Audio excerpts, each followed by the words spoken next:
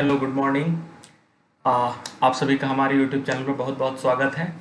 जैसा कि आपको पता है कि आज हम बीएचयू स्कूल एंट्रेंस एग्जाम, ठीक है, उसका प्रीवियस ईयर के क्वेश्चन पेपर को हम लोग डिस्कस करेंगे। क्योंकि बीएचयू का जो स्कूल लेवल का एग्जाम होता है वो क्लास 8 के स्टूडेंट का लिया जाता है, जो जिसे कि क्लास 9 में एडमिशन लेना होता है।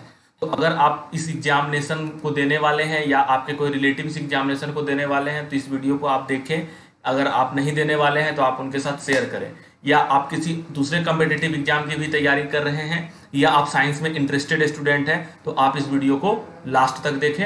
और वीडियो शुरू करने से पहले अगर आपने हमारे चैनल को सब्सक्राइब नहीं किया है तो आप सब्सक्राइब बटन दबा दें और बेल आइकन दबा दें। तो हम वीडियो की शुरुआत करते हैं, बिना समय बर्बाद किए चलते हैं अपने पहले सवाल की तरफ। तो हमारा पहला सवाल आपके स्क्रीन पर है, ए फर्टिलाइजर इज। जो फर्टिलाइजर होता है वो क्या है, ठीक है। तो आपको 4 ऑप्शन मिल रहा होगा स्क्रीन पे। तो फर्टिलाइजर क्या है, दरअसल ऑप्शन आप पढ़ लीजिए, सवाल आप पढ़ लीजिए, मैं थोड़ा एक्सप्लेन कर देता हूं बात को। कि फर्टिलाइजर और मैन्योर दो तरह की चीजें होती है, एक होता है फर्टिलाइजर, एक होता है मैन्योर।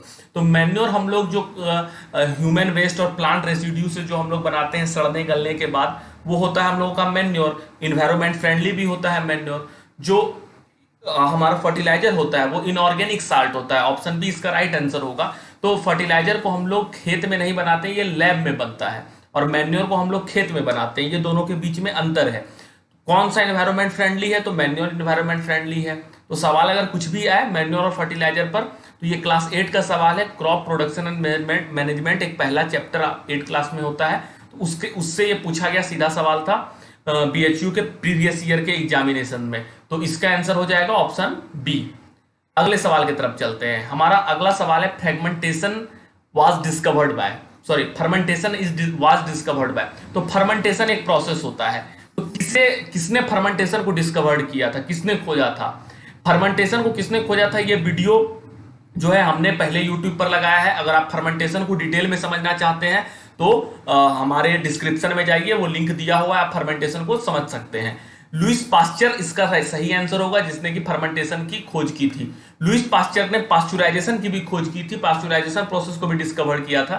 तो पास्चुराइजेशन पर भी हमारा वीडियो पड़ा हुआ है, आप मेरे प्लेलिस्ट में जाकर आप देख सकते हैं। वीडियोज में नीचे में पास्चुराइजेशन पर भी एक वीडियो लगा हुआ है। तो पास्चुराइजेशन और फर्मेंटेशन ये दो प्रोसेस था। पास्चुराइजेशन प्रोसेस के तहत दूध को कैसे प्रिजर्व करके रखा जाता है, और फर्मेंटेशन प्रोसेस के तहत किस तरह से शुगर को अल्कोहल या वाइन में कन्वर्ट किया जाता है, ये एक प्रोसेस होता है जिसकी खोज लुईस पास्चर के द्वारा किया गया था। ठीक है, बढ़ते हैं अगले सवाल की तरफ। हमारा अगला सवाल है tuberculosis is caused by which micro organism. Micro organism का प्रकोप आजकल में बहुत ज्यादा चल रहा है। और ऑप्शन ए वायरस है, कोरोना वायरस, आपको पता है एक वायरस है।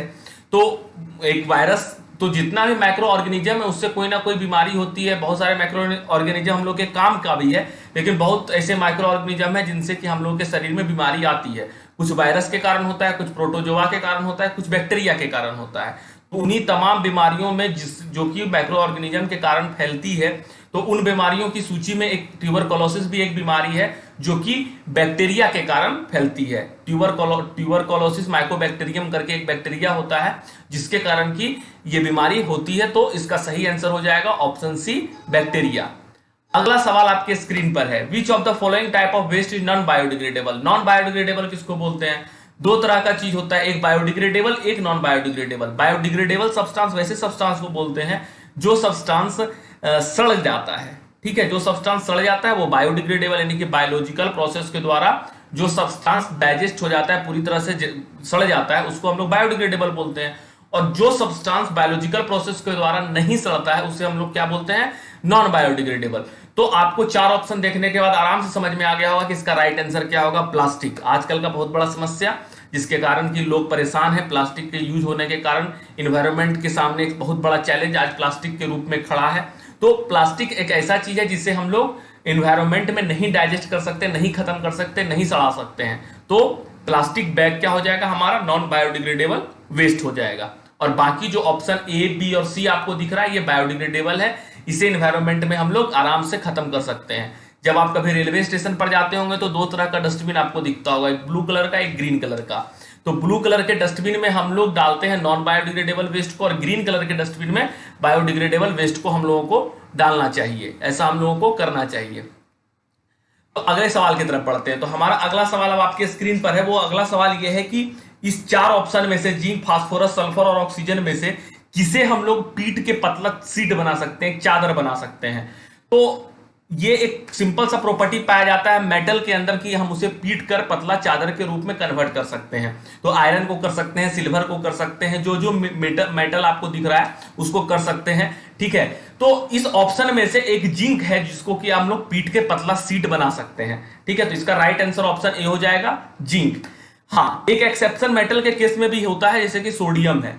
तो सोडियम को हम लोग नाइफ से काट सकते हैं, चाकू से काट सकते हैं। तो ये सवाल में बन सकता है, name the metal which can easily cut with knife. तो हम लोग वहां पे आंसर में क्या डालेंगे, सोडियम डालेंगे। ऑक्सीजन, सल्फर, ये सब क्या है, हमारा नॉन मेटल है, तो हम इसे क्या कर सकते हैं, नहीं काट सकते हैं। इसे तो ना चाकू से काट सकते हैं क्योंकि ये तो पूरे लिक्विड या गैसियस फॉर्म में होता है। ऑक्सीजन तो गैसियस फॉर्म में होता है, और ना इसे हम पीट के पतला सीट बना सकते हैं। तो जिंक को हम लोग पीट के पतला सीट बना सकते हैं। और जिंक का इस्तेमाल कहाँ होता है, आप लोग जब दवाई कभी खरीदे होंगे, कोई भी टैबलेट वगैरह, तो उसके पीछे में एक सिल्वर कलर का आपको एक लेयर जमा हुआ दिखता है। ठीक है, जो जिससे कि पैक होता है, पैकेजिंग होता है जिससे, तो वो जिंक का एक लेयर होता है, वो जिंक ही होता है जिससे पीट के हम लोग पतला सीट बना दिए होते हैं। तो अगला सवाल है हमारे स्क्रीन पे, rusting of iron is due to. लोहा में जो जंग लगता है वो किस चीज के कारण लगता है। तो लोहा में जो जंग लगता है वो लोहा ऑक्सीजन के साथ रिएक्ट कर जाता है, और कोई भी चीज जो ऑक्सीजन के साथ रिएक्ट करता है उसको हम लोग क्या बोलते हैं, ऑक्सीडेशन बोलते हैं। ठीक है, एडिशन ऑफ ऑक्सीजन और removal of hydrogen is called oxidation. ठीक है, और हीट ट्रीटमेंट या ये सब हुई ऑप्शन में इसका नहीं होगा, तो इसका राइट आंसर क्या हो जाएगा, ऑक्सीडेशन। अगला सवाल आपके स्क्रीन पे है, which of the following is inexhaustible natural resource. ये चार ऑप्शन है, चारों नेचुरली मिलता है, चारों नेचुरल रिसोर्स है, लेकिन वो कौन सा नेचुरल रिसोर्स है जो इनएग्जॉस्टेबल नेचुरल रिसोर्स है, मतलब कि जो खत्म नहीं हो सकता है। तो कौन सा खत्म नहीं हो सकता, बहुत आसान सा सवाल है। कोयला बनता है, बहुत लंबा प्रोसेस के बाद बनता है और खत्म होने की संभावना बहुत है। पेट्रोल, नेचुरल गैस, सबके खत्म होने की संभावना बहुत है। लेकिन सनलाइट को हम लोग क्या मानते हैं कि ये खत्म नहीं होगा, ये बहुत दिनों तक चलेगा। ये एक ऐसा नेचुरल रिसोर्स है जो कि इनएग्जॉस्टेबल नेचुरल रिसोर्स माना जाता है। तो इसका राइट आंसर हो जाएगा हमारा ऑप्शन डी, सनलाइट। अगला सवाल, which of the following is a least polluting fuel. देखिए, जितना भी फ्यूल आज के डेट में हम लोगों के पास अवेलेबल है, अधिकांशतः फ्यूल पॉल्यूटिंग है। हाँ, सोलर एनर्जी है जो कि पॉल्यूटिंग नहीं है, लेकिन लगभग पॉल्यूटिंग ही पाया जाता है। जैसे पेट्रोल, डीजल, कोल और सीएनजी, सब में पॉल्यूशन होता है। लेकिन जहां तक सवाल सीएनजी का है, तो सीएनजी से जो पॉल्यूशन होता है वो बहुत कम मात्रा में होता है। तो हम लोग सीएनजी को क्या बोलेंगे, लीस्ट पॉल्यूटिंग फ्यूल बोलेंगे। ऑप्शन डी इसका राइट आंसर हो जाएगा। अगला सवाल, कैंडल होता है, कैंडल का जो आउटर फ्लेम होता है, ठीक है, बाहर वाला फ्लेम, वो ब्लू कलर का होता है, वो कितना हॉट होता है। अच्छा, आउटर फ्लेम ब्लू कलर का होता है। देखिए, हम लोग के घर में एलपीजी भी होता है। एलपीजी गैस को कभी आप जलाइए तो किस कलर का वो जो आग निकलता है, पूरे चूल्हा से जो आग निकलता है वो किस कलर का आग होता है, ब्लू कलर का आग होता है। तो ब्लू कलर के आग की क्या खासियत होती है, ब्लू कलर के फ्लेम की क्या खासियत होती है। तो ब्लू कलर का जो फ्लेम होता है वो सबसे हॉटेस्ट पार्ट होता है। ठीक है, बहुत ज्यादा गर्म होता है। तो इसका ऑप्शन क्या हो जाएगा, ऑप्शन बी, हॉटेस्ट पार्ट। तो ब्लू कलर का जो फ्लेम होता है वो क्या होगा, सबसे गर्म होगा, हॉटेस्ट फ्लेम होगा। अगला सवाल आपके स्क्रीन पे, cork cell was first discovered by. Cell को सबसे पहले किसने डिस्कवर्ड किया था। बहुत आसान सा सवाल है, 1765 में सेल का डिस्कवरी हुआ था, और किसने डिस्कवर किया था, रॉबर्ट हुक। तो ऑप्शन इसका ए हो जाएगा। न्यूटन साइंस की दुनिया में बहुत बड़ा नाम है, और हर चैप्टर में इनका डिस्कवरी आपको फिजिक्स में मिलेगा। ठीक है, तो इन पर कभी और हम बात करेंगे। अगले सवाल की तरफ बढ़ते हैं, cell wall absent in. Cell wall किस चीज में अब्सेंट होता है। तो हमको पता है कि सेल वॉल प्लांट सेल में प्रेजेंट होता है और एनिमल सेल में अब्सेंट होता है। सेल वॉल आउटर लेयर होता है जो कि प्रोटेक्टिंग लेयर की तरह काम करता है। एनिमल में ये सेल वॉल नहीं पाया जाता है, ये प्लांट में सेल वॉल पाया जाता है। तो ऑप्शन बी इसका राइट आंसर हो जाएगा। अगला सवाल आपके स्क्रीन पर, विच of the following is not part of female reproductive organ.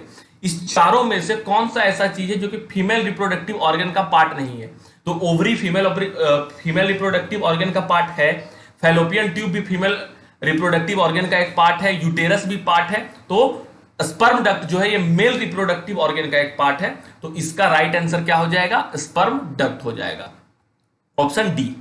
अगला सवाल, ए फीमेल हैज, फीमेल के पास कौन सा क्रोमोजोम होता है। एक्स क्रोमोजोम होता है, 2 क्रोमोजोम होता है, सेक्स क्रोमोजोम 2 होता है, या तो दोनों एक्स हो सकता है, एक एक्स एक वाई हो सकता है, दोनों वाई हो सकता है, या नन ऑफ दी। 4 ऑप्शन आपके स्क्रीन पर है। तो female has 2 x chromosome, female के पास 2x क्रोमोजोम होता है और मेल के पास 1x और 1y क्रोमोजोम होता है, जो कि डिसाइड करता है कि अपकमिंग ऑफस्प्रिंग जो होगा वो मेल होगा या फीमेल होगा। ये डिपेंड करता है मेल के क्रोमोजोम पर, ना कि फीमेल के क्रोमोजोम पर। अगर x के साथ मिलेगा तो फीमेल चाइल्ड बर्थ होने की संभावना होगी, और अगर x y के साथ फ्यूज करेगा तो फिर मेल चाइल्ड होने की संभावना होगी। ठीक है, तो उम्मीद करते हैं आपको ये सवाल भी समझ में आ गया होगा। इसका राइट आंसर हो जाएगा 2x क्रोमोजोम। अगला सवाल, potters place on their head a round piece of cloth because. देखिए, पॉटर्स जो होते हैं, जो कि सामान को एक जगह से दूसरी जगह लेके जाते हैं, आप उन्हें देखोगे कि एक पगड़ी हेड के ऊपर रख लेते हैं। ठीक है, इस तरह गोल जैसा कपड़ा का गमछा का बना के हेड पर रखते हैं और उसके ऊपर से कोई सामान लेके वो लोग चलते हैं। ऐसा क्यों करते हैं? देखिए, अभी पहले लगा हुआ है स्वॉर्ड वर्सेस टैंक, यानी कि तलवार और टैंक में क्या कंडीशन होता है, क्यों तलवार और टैंक एक दूसरे से कैसे डिफरेंट है और कैसे सेम है। तो दरअसल खेल सारा प्रेशर का है। प्रेशर का आप वो वीडियो स्वॉर्ड वर्सेस टैंक वाला वीडियो जरूर देखिएगा, तो आपको यहां और ज्यादा क्लियर होगा कि प्रेशर कैसे काम करता है। तो प्रेशर जो होता है वो फोर्स बाय एरिया होता है। ठीक है, तो फोर्स बाय एरिया, जो प्रेशर हमारा होता है फोर्स बाय एरिया, तो एरिया को जब हम बढ़ा देंगे तो प्रेशर जो होगा हमारे हेड पर कम लगेगा। तो जिसके कारण वो क्या करते हैं कि टर्बन को, एक पगड़ी को लगा के एरिया को बढ़ा देते हैं, जिससे कि हेड के ऊपर जो प्रेशर होता है वो कम जाता है। तो इसका ऑप्शन क्या हो जाएगा? Option B, pressure on their head is reduced. अगला सवाल आपके स्क्रीन पर है। ठीक है, अगला सवाल आपके स्क्रीन पे है कि एंगल ऑफ इंसिडेंट और रिफ्लेक्टेड रे, दोनों रे दिख रहा है, दोनों के बीच में 60 डिग्री का एंगल बन रहा है। तो आपसे पूछा जा रहा है कि एंगल ऑफ इंसिडेंट क्या होगा। देखिए, जिस पॉइंट पर इंसिडेंट रे आके गिर रहा है उसी पॉइंट से रिफ्लेक्टेड रे निकल रहा है, तो बीचों बीच एक नॉर्मल रे खींचेंगे। आपको लॉ ऑफ रिफ्लेक्शन अगर पता है तो आपको पता होगा, इंसिडेंट रे, नॉर्मल रे, reflected ray lie on same point, तीनों सेम पॉइंट पर होता है। सेकंड लॉ ऑफ रिफ्लेक्शन है। तो जैसे तीनों सेम पॉइंट पर होगा तो ये जो, और इंसिडेंट रे नॉर्मल रे बराबर, इंसिडेंट रे और रिफ्लेक्टेड रे बराबर होता है, तो बीच से हम जैसे लाइन खींचेंगे तो ये 30-30 में बट जाएगा। तो इसका राइट आंसर क्या हो जाएगा? ऑप्शन नंबर ए, यानी एंगल ऑफ इंसिडेंट भी 30 और एंगल ऑफ रिफ्लेक्शन भी 30। एंगल ऑफ इंसिडेंट किसको बोलते हैं? नॉर्मल रे और इंसिडेंट रे के बीच का जो एंगल होता है उसको एंगल ऑफ इंसिडेंट बोलते हैं, और नॉर्मल रे और रिफ्लेक्टेड रे के बीच का जो एंगल होता है उसको हम लोग क्या बोलते हैं? रिफ्लेक्टेड रे बोलते हैं। अगला सवाल आपके स्क्रीन पे, loudness of sound is depend on. Sound कितना तेज होगा ये किस चीज पे डिपेंड करता है? ये किस चीज पे डिपेंड करता है? ये डिपेंड करता है साउंड के एम्पलीट्यूड पे, ऑप्शन नंबर ए। ठीक है, फ्रीक्वेंसी से ये डिपेंड करता है कि साउंड कितना श्रील होगा, कितना ज्यादा पतला होगा, तीखा होगा। सीटी का आवाज बहुत तीखा होता है, या लड़की का जो आवाज होता है वो भी तीखा होता है। क्यों होता है? क्योंकि उसके आवाज में फ्रीक्वेंसी ज्यादा होता है, जिसके कारण की पिच ज्यादा होता है। ठीक है, अगला सवाल आपके स्क्रीन पे, zinc coating of zinc deposited on iron. Iron के ऊपर जिंक का कोटिंग चढ़ाते हैं। यहां से दो सवाल आने की संभावना बनती है। जिंक के, आयरन के ऊपर जो जिंक का लेयर चढ़ाते हैं, इस प्रोसेस को क्या कहते हैं? तो इस प्रोसेस का नाम तो ग्लेवेनाइजेशन है। यहां पे पूछा जा रहा है कि जिंक का लेयर आयरन के ऊपर क्यों चढ़ाते हैं। तो सिंपल सा बात है, आयरन के ऊपर जिंक का लेयर हम इसलिए चढ़ाते हैं ताकि जो कोरोजन होता है या जो जंग लगता है लोहा पर वो ना लगे। तो इसका राइट आंसर क्या हो जाएगा? ए हो जाएगा, to protect it from the corrosion and formation of rust. अगला सवाल, in braille system there are, braille system में कितने कैरेक्टर होते हैं? ठीक है, कितने कैरेक्टर, जिस तरह ABCDEFGH 1 2 3 होता है, उस तरह ब्रेल सिस्टम में, ब्रेल सिस्टम एक ऐसा सिस्टम है जो कि बेसिकली उन लोगों के लिए बनाया गया है जो ब्लाइंड है, जो देख नहीं सकते हैं, तो वो लेटर को छू छू के महसूस करते हैं कि वो क्या लिखा हुआ है। तो पूरे ब्रेल सिस्टम में कुल कितने कैरेक्टर हैं? तो टोटल 63 कैरेक्टर पाए जाते हैं। ये सवाल भी पूछा गया था। अगला सवाल, which of the following is nearest to sun. Sun के सबसे नजदीक कौन सा प्लेनेट पाया जाता है? ये 4 ऑप्शन है, नेपच्यून, जुपिटर, मरकरी और प्लूटो। बहुत आसान सवाल है, आपको पता है मरकरी। मरकरी एक ऐसा प्लेनेट है जो कि सन के सबसे नजदीक पाया जाता है। ठीक है, तो आप ये पूरा सीरीज भी पता कर लीजिए, पूरा सीरीज भी एक जगह लिख लीजिए कि सन के बाद मरकरी, मरकरी के बाद कौन, उसके बाद कौन, उसके बाद कौन। तो टोटल 8 प्लेनेट है, तो आपको समझ में आ जाएगा। क्योंकि जब एक सवाल जैसा बनता है वैसे सवाल दूसरे तरह से आने की भी संभावना हो सकती है। पूछ दे कि अर्थ का क्या पोजीशन है, तीसरा पोजीशन है, तो इस तरह से बहुत सारा सवाल यहां से बन सकता है।